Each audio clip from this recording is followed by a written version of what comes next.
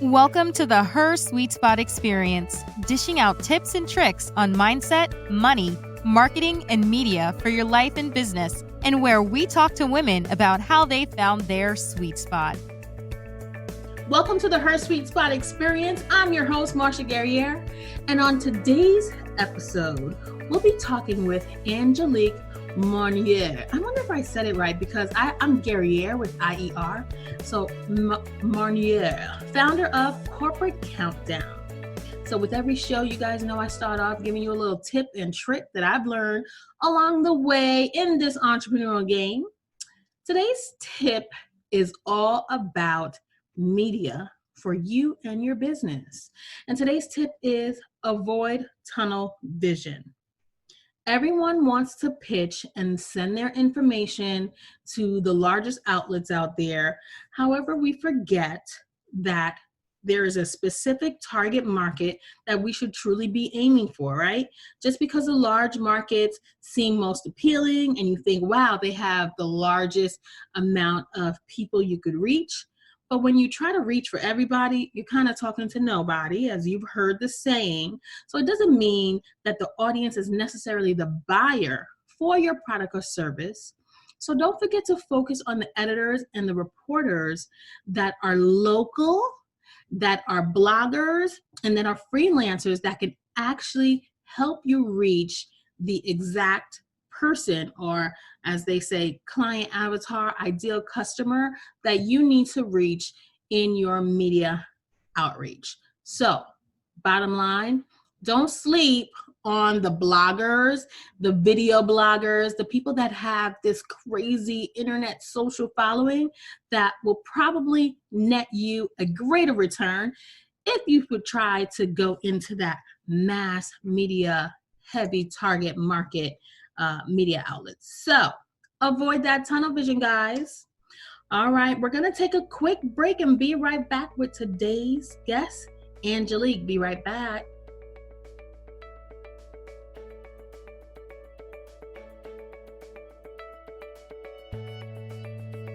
Her Sweet Spot is an online community for women influencers, leaders, and small business owners that offer coaching, education, resources, and networking opportunities for those looking to start or grow a business.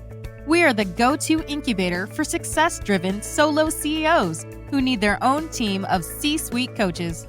Here's where she will find her sweet spot in mindset, money, marketing, and media. To learn more, visit www.hersweetspot.com. That's her, SUITE, spot.com.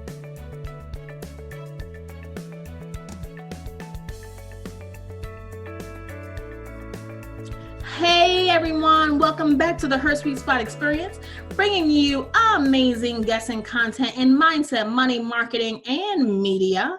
Get your pens and paper out because you never know when my guests are going to drop some real awesome nuggets and so aha moments that you guys need for your life and business. Let's get started. I'm going to share with you a little bit about today's guest. Angelica Marnier is the founder of Corporate Countdown, a web-based coaching system that helps women transition out of the 9-to-5 into careers that excite them. I'm super excited to talk to Angelic. Angelic, welcome to the show. Oh, yay. I love that. I love the aha. I love that. That got me going. I'm ready. Let's go. People, the little vocals. Yes. I appreciate it. I loved it. Thanks for being on our show. Yes, thank you. We record East Coast, but you are West Coast. So this is an East Coast, West Coast vibe we're going. Yes. Thank you for coming. And it's early on your side. And you a little bit, yeah. You're up and activated. So Angelic, please tell me how to pronounce your last name. So actually that's my middle name, which is Marnier. So I go Angelic Marnier. So you had it pretty much, Marnier, Guerriere, you got it. Very good, very good. And that's your middle name. And your last name is? It's actually Lassiter, but I just go by my first and my middle because throughout my life, no one has ever called me Angelique. My family has always called me Marnier. And then when I got into professional grounding or whatever, Marnier was just so hard for people to announce and look on a business card at. So I started using Angelique, but then everybody's like, but you're Marnier. So I just use my first and my last. Well, I'm sorry, my first and Marnier. my middle. Yeah. I love Marnier. It's a yes, I do too. So Angelique, we'll refer to you as Angelique for. That's fine. Yep. Okay, awesome. So tell us more about you and how you became this corporate countdown, awesome woman helping other women transition out of the 9-to-5s. As you know, we are all about helping women soar beyond the 9-to-5 and find their sweet spot, outside of corporate America. Tell us how you help women transition. How did you, before we even know that, tell us a bit about your early beginnings. So early beginnings, probably like everyone else, I actually I'm actually from Washington, D.C., but my mom and I moved to California when I was about 7, and we kind of struggled a little bit. And so I always saw that education was going to be my route out of the struggle. And so I went really, really hard at, going to get this, great education. And I just was a little bit, when I got into corporate America and got my first job out of college, I was just really disenchanted. I was disappointed because I wasn't making the money I thought I should make. I thought I should be making out the gate, 6 figures, of course. Right.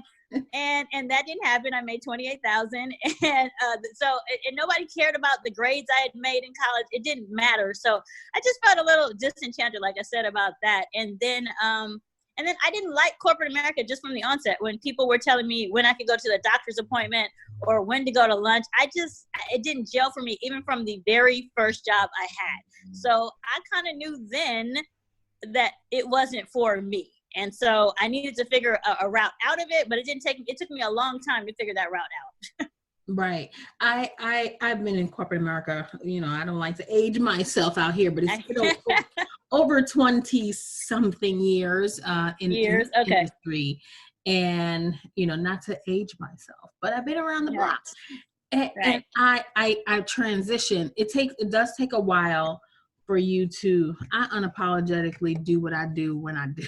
I don't ask. I've come to a place now, I don't ask for permission. I paid my dues. It's hard though. It's hard in the beginning. It is. Right? It is. Yeah. So what field were you in? What types of jobs were you working? What field were you working in for? So straight out of college, so I got a communications degree. And so straight out of college, I live in LA. So I went straight for, TV and film. Why not? Right. Nice. So that is the go-to. And so I started working at one of the, pretty big studios, but I was in marketing, but it's still a day-to-day corporate job. So the illusion I had of, working in TV and film, it wasn't what I thought it was going to be, because I was in an office just like, everybody else. I started as an assistant. And so that was my first job, moved to a bigger studio in marketing for consumer products and video games. Again, that sounded like a whole lot of fun. Right. It was not. And it was this ceiling. So they wanted you, in order to be in marketing at this particular studio, really to move up, they wanted you to have a graduate's degree. They wanted you to have an MBA. And I didn't want to go back to college again, because again, I was already upset that I had gone before. So at this particular studio, in order to move up, I just was looking, I was like, how am I ever going to get out of here? Like, how am I ever going to make this 6 figures? It was such a big deal to me at that point in time to figure out how to make 6 figures, because I felt that was just the ticket to everything. Right. And there was no way I was going to make, I think I was making maybe $35,000 at this place as a coordinator. And so I had to I was just really like always trying to figure out, like, what else can I do? So my friends and I were always writing a script or coming up with a t-shirt line or doing an MLM. I did an MLM. Like, I always was trying to figure out, we're trying to figure out later on in life apps, like, how could I get out of this place? But at the end of the day, I was stuck there every day. Why? Because I was scared to ever try to be entrepreneurial in that time. And then I needed a check. I needed to be able to pay my rent, and I needed to pay my school loan. So I was kind of stuck. Sometimes you feel kind of stuck in corporate America, like they've got you by the what, because how else are you going to get out? Because you're dependent on them for your livelihood. You dropped so many nuggets right there. I couldn't catch them all. But what I hear you saying is that I love the fact that you picked an industry where you thought the job was going to be fun and exciting. People want to go into film and television, and they get to the back end of it, and it's business. It's business as usual. It's not about the glam and glitz of the industry that people think about. So when you get there, some realities have to be kind of set in, right? Major realities, because again, like you said, you hit it too on it. It's a business, so there's no glamour. It's a cubicle. It's a cubicle with no windows and your computer and your boss and demands. That's really what it is, because at the end of the day, they have to make money. I'm not an actress or an actor or a director, so I was not on sets or anything like that. Like I envisioned TV and film would be. It was nothing like that. So it's a big thing that a lot of entrepreneurs, especially aspiring entrepreneurs or re-emerging entrepreneurs, they go through that same feeling that when they're in their business, especially if you had the side hustle and you were doing the thing that you love to do, and then they turn around and they're like, I need to grow this thing. And then they have to start getting into the weeds of the actual business. They start to say, entrepreneurship is not for me.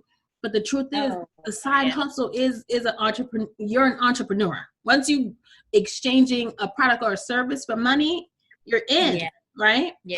Yeah, I have to totally agree. I see that with I only typically pretty much work with women, but I see that in women every day. Like they have this big idea, they're passionate, but when it comes down to taking action and doing the work, they revert back to their corporate side, to where, well, who's going to pay for this? And who's going to do, you're now the entrepreneur. This is what you want. You want freedom, right? Freedom costs. Freedom does cost. Flexibility costs. It costs you putting some time aside for your future fortune. And if you don't do that now, when are you going to do it? So I see that all the time. People want to be entrepreneurs, but it takes a lot to be a boss. It does. It absolutely does. There are definite mindsets that people think. What are some of, in your opinion, what are some of the qualities people should have to be successful in their career or owning a business? First and foremost, I think that you have to be consistent. And that one for me is difficult for a lot of people, because it is when you're from corporate America, you're used to somebody kind of telling you what to do every day. And then when you become your own entrepreneur, no one's telling you what to do. And so you can get this freedom, and then you start going to get your nails done, and you take your mom shopping and go get your car washed. And so you're not consistent because you've got all this time now. No one's telling you what to do. But no, you got to have a similar strategy. You don't have to have a 9 to 5. No, you can work from 9 to 10 and then go take your kids to soccer practice and then come back. You can have all of that flexibility, but you've got to consistently be telling people that you have this particular service or you have this product, and you got to do that consistently. You have to hit people over the head on a consistent basis and promote yourself. So you definitely have to be consistent. And you have to be consistently persistent. So you have to consistently stay in that mindset of, I'm going to persistently go after my dream. Those two to me are the keys. At least they've been the key for me. And then it is mindset every single day. So I have to start my day every day reminding myself, I'm a winner. I am great. I can do this. I have to take action. Like affirmations every single day. So I say consistency, being persistent, and mindset are the 3 keys to me that will equal success. All right. I love everything you are giving us today. And yay. We could go on forever, but I'm just going to take a really quick break. Yes. Okay. And we'll be back with some more questions. And I want to get to understanding how you help women make that transition. And great. We'll talk in a few minutes. We'll be right back. You're listening to the Her Sweet Spot Experience.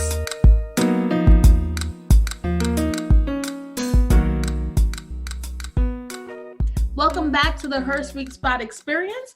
We're here with our guest, Angelique. She is the corporate founder of the Corporate Countdown, where she's teaching you how to transition from your 9 to 5 into your next thing, right? Whether it's entrepreneurship, mommyhood, I don't know the range of clientele you normally work with.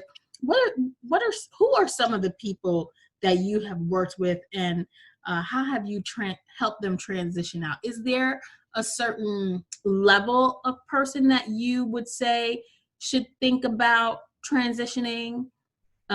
Like if you're new in corporate America, if you've only been there a certain amount of years, do you think it's a good idea that people begin to build a plan and transition out?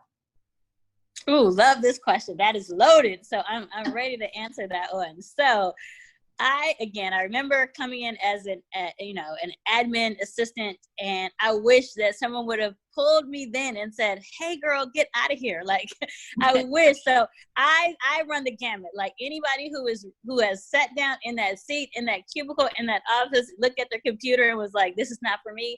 I want to work with them, only because I just think that, again, we as women, we're not meant to sit in that office. We're really great teachers. And so the people that I work with everybody, but specifically women in corporate America that are kind of frustrated with the job and they're looking for a way out, but they don't quite know what they can do.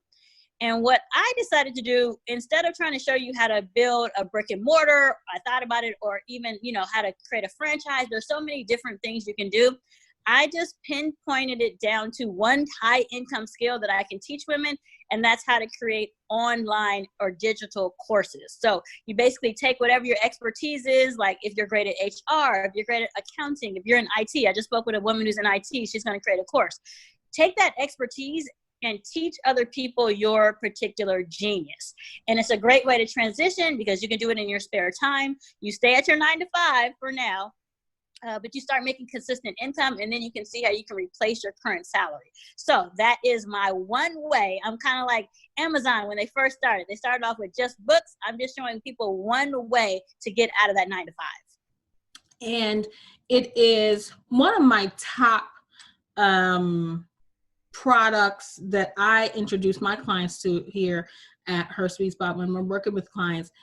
Course creation is absolutely a way, especially, let me tell you ladies, sitting in corporate America, sitting with the skills, sitting at an office where you're probably heard a million times, you're not good enough, you're not smart enough, yet and still you're the only one that could do the job. Hello, somebody. That's not true. You have the skills and the abilities to teach other people to do what it is you do. And I love that you are helping women hone into their skills in that high income skill that they're probably using and making the rich people get richer, because that's what I say about me. For all my years in fintech, I've made wealthy people become even wealthier with my skills. So I think it's great that you are working with women to really, one, boost up their confidence in their own, because you'll probably notice, right, that the women, they have that imposter syndrome. What do you tell them when they come to you? They know they want what you're giving them, but then they so fall back with that imposter syndrome. Oh yeah, that comes up probably almost maybe every conversation that I'll have with the people I'm coaching. And it just really, it goes down to this, is that as long as you are 10 steps ahead of the person you're teaching, you are the expert. Right. You are the doctor. You have the medicine. They are coming to you for your expertise. You got this. This is it. You're already 10 steps ahead. So any question they're going to ask, you have the answer. You've already been in their shoes.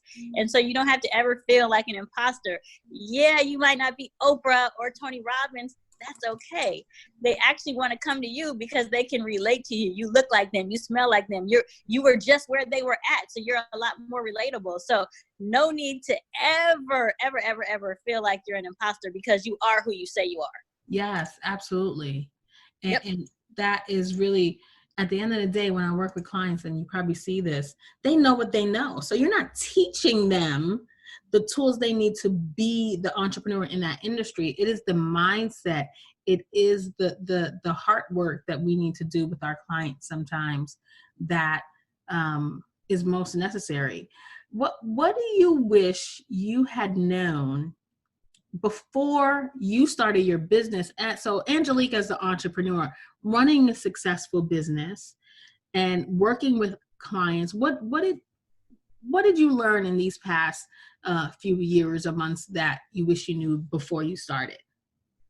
Before I started, I really wish that I would not have taken life so seriously. And when I say that, I took, like I said, I took college really seriously, and I didn't, you look back and you're like, I shouldn't have taken that so serious. I should have, kind of enjoyed those years. And then even in corporate America, I just hustled. I went so hard, just hard, like to make money and to be the best and to always, get the accolades and stuff like that. And I neglected certain people, boyfriends, or, even if my mom needed me, I always was like, no, I got to get to work. I got to, so I wish I would not have taken that so seriously, because for what? That's somebody else's dream I was working for. It wasn't even my own dream. So It's asinine to me that I did that. I kicked myself like, oh my gosh, how could I dare, work so hard for somebody else's dream? But it's what gives me the energy to work hard for my dream now. So there's a lesson there, but I really wish I would have learned it earlier,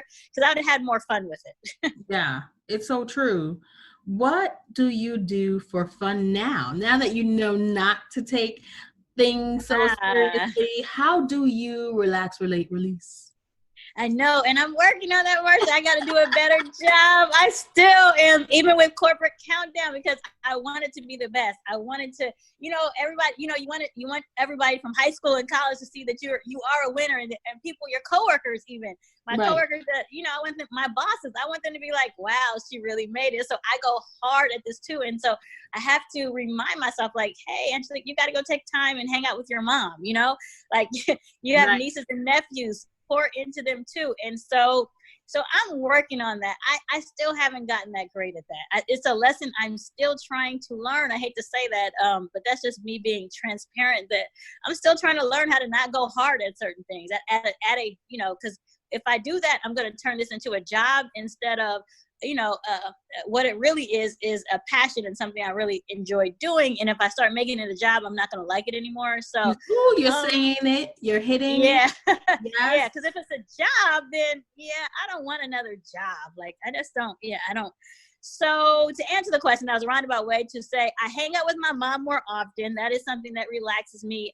Hang out with my friends, and I'm still working on it. To be honest, it's a work in progress for so many. It is. It's not, especially for A-types or people that have consistently set goals for themselves throughout their life. It's important that it's work you got to do, just like we have to do daily affirmations, just like you have to, not everyone wakes up and has an automatic positive vibe. Sometimes you have to work that muscle. It's just like going to the gym and working out, right? You got to work that positivity muscle. Right. I'm glad you said that. Yeah. Right? Yep. So what books are you reading? What resources do you find inspiration from? Who are your mentors? Who are my mentors? So I'm a little late on this one, I know, but I'm just now reading Becoming by Michelle Obama. but I like it a lot. It's a really easy read, because before this, I was reading a book by Joe Dispenza, all about how the mind works and how to get your frequency correct and how to change your habits. So that was a really deep book. And so it's nice and that was a good book. I definitely recommend it. But reading Michelle, and what I've learned actually from Michelle Obama, and she spoke about this, she was so career driven at one point in time that when Barack was trying to court her, she was like, no, because she was so, she couldn't, because she was so on this ladder to move up in success. And so it was key to me, like, hey, I better not do the same thing. Let me not forsake those people, that are around me. And then another thing is, just, the struggle of the day to day, like trying to have it all. She's trying to have it all, trying to have kids, trying to have a career, trying to have a husband. And it's not as easy as we might think it is. So Michelle Obama, definitely, a mentor in some regards. But I would say I I have coaches, even though I'm a coach myself, I have 2 coaches. You know, I look up to them. They keep me on track. They keep me motivated. They keep me accountable. And so I always tell people, you need a coach. There's not one athlete or anybody who's a professional who doesn't have a coach. So if everybody else has a coach, we all have to get coaches ourselves. Yes, Oprah has a coach, as I like Yeah. to point out to Really? people. You know, she's Wow. always, we look at her as a source of motivation and inspiration. She has a coach, and she's the master of coaching, right? Right. Good point. Yeah, absolutely. Angelique, it's been such, we could sit here all day. I know, right? and talk about all of our similarities. But we're going to take a quick, we'll be right back with more in our segment In the News with Angelique. We'll be right back.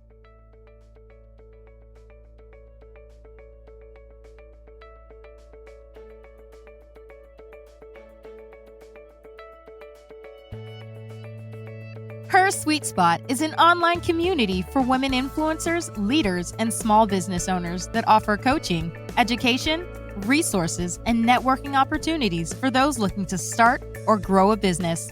We are the go-to incubator for success-driven solo CEOs who need their own team of C-suite coaches. Here's where she will find her sweet spot in mindset, money, marketing, and media. To learn more, visit www.hersweetspot.com. That's her, SUITE, spot.com.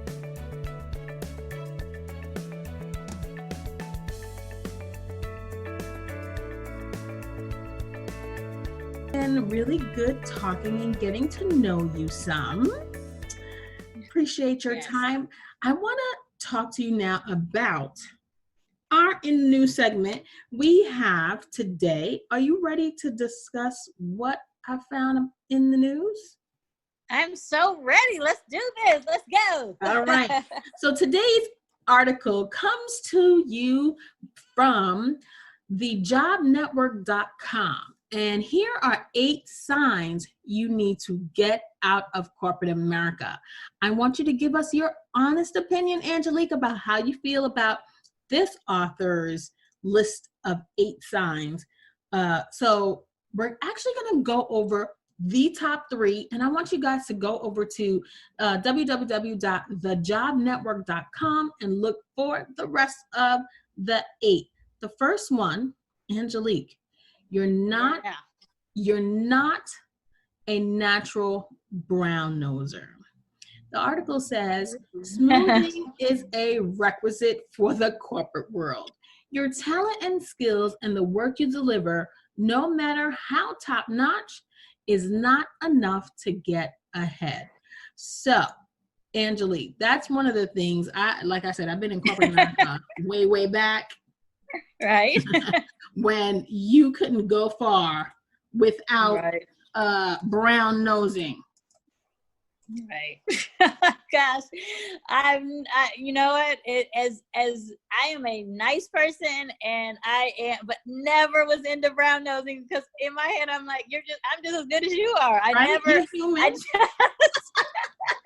I just never. And again, I'm not a mean person or like somebody who's like, I won't give you your shine. But are you kidding me? Brown nose in my head. I was like, for what? Like, what do you do? Like, it's not going to happen. And maybe that's why I did or didn't do well in corporate America. It wasn't for me. And I don't see it. Yeah. Yeah.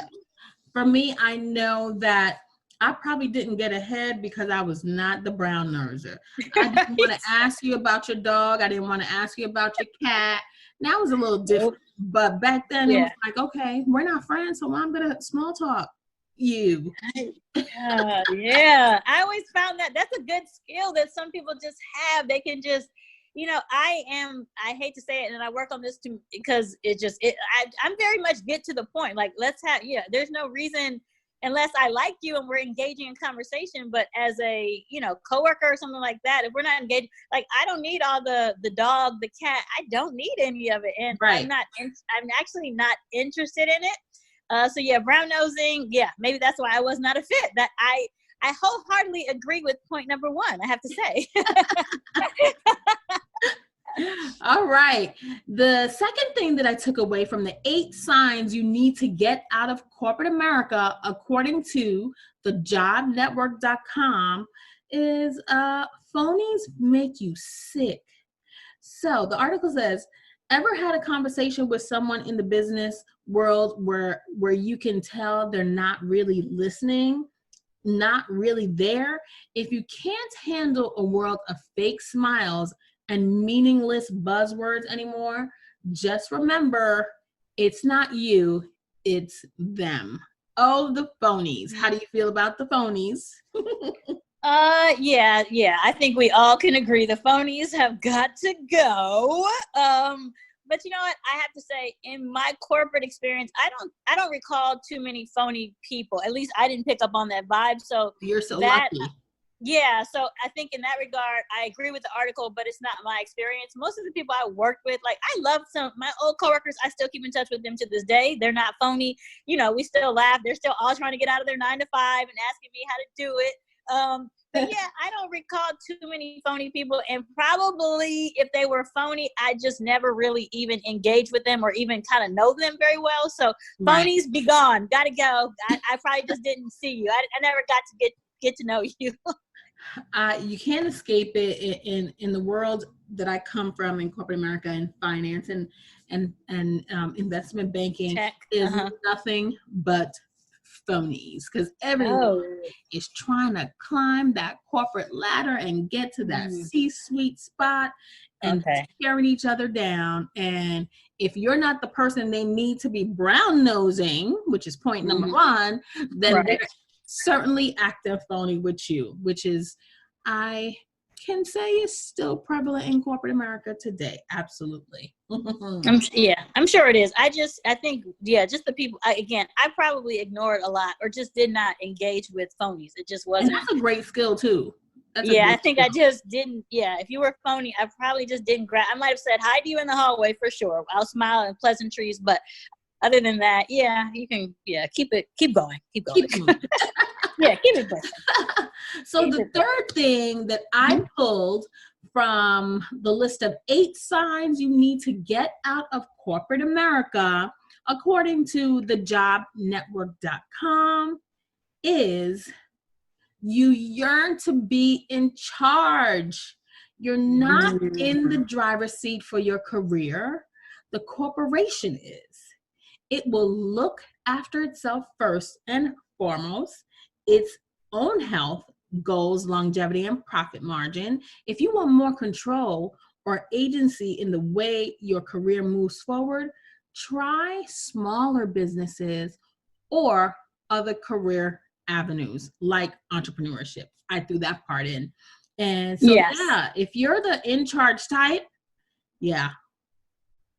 I would totally agree with that. If you are the in-charge type, what are you doing in corporate America? Right. It's time to start doing something else, because you are going to, it's going to be short-lived for you, or you're always going to be frustrated. So I think for me, I didn't always need to be in charge. In fact, whenever people would ask me, like, why don't you start your own business? In my head, it wasn't really, I was comfortable in the fact that, somebody else pays for this. I have a boss. I have someone I can always ask questions to. I think that was my fear in being my own boss, was who am I going to ask questions to? Who's going to help me? Because I always had questions.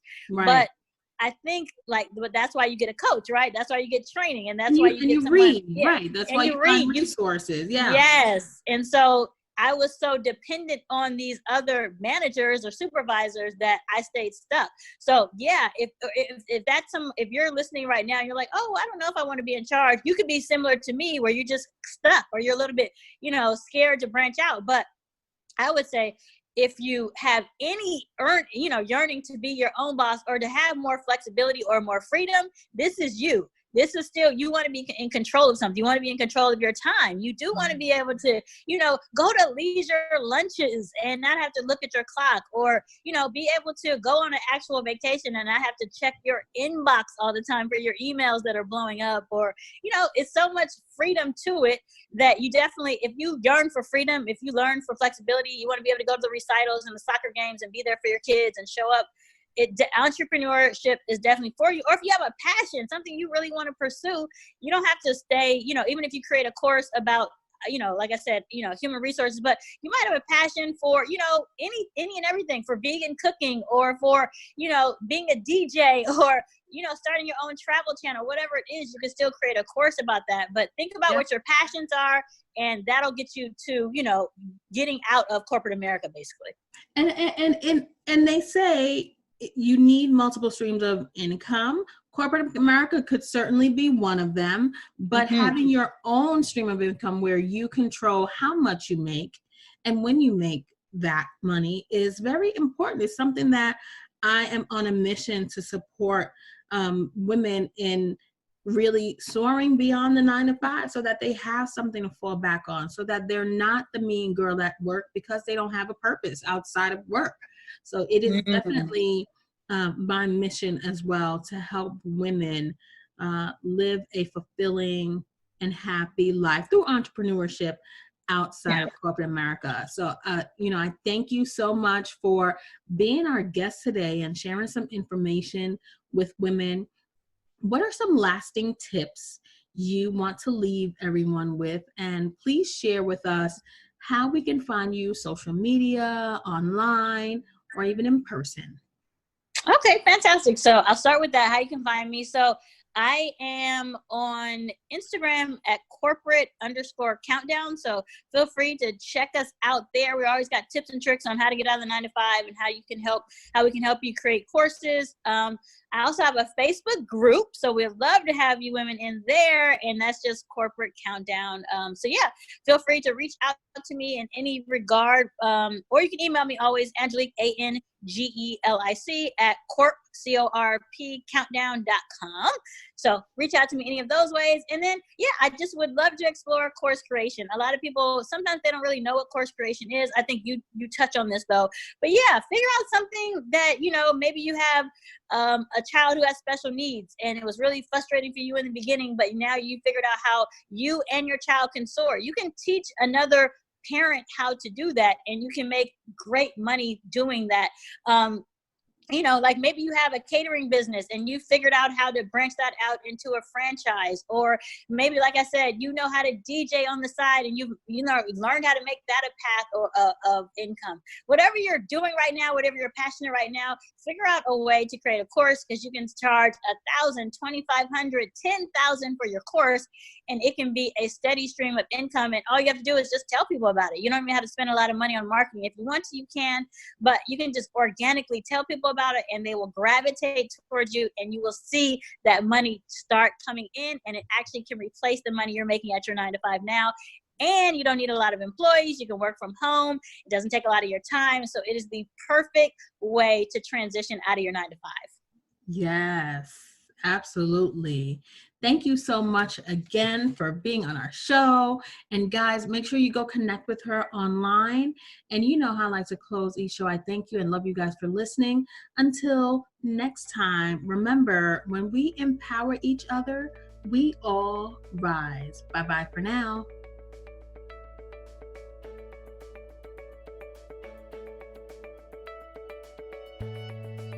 Thanks for joining us this week on the Her Sweet Spot Experience. Make sure to visit our website, www.hersweetspot.com. That's her, SUITE, spot.com, where you can become a member of our growing community and get great content for your life and business. Don't forget to subscribe to our podcast. We are your strategic partners to grow your business.